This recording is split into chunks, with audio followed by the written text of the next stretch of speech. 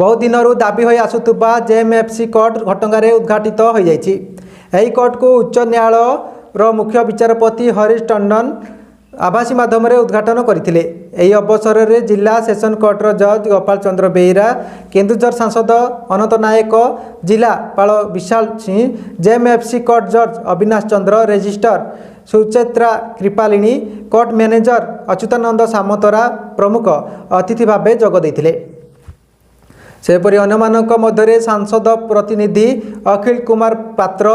police SDPO Vijay Krishna Mahapatra, थाना अधिकारी प्रशांत कुमार सामल, पूर्त विभाग निर्वाही जंत्री हरेकृष्ण पंडा,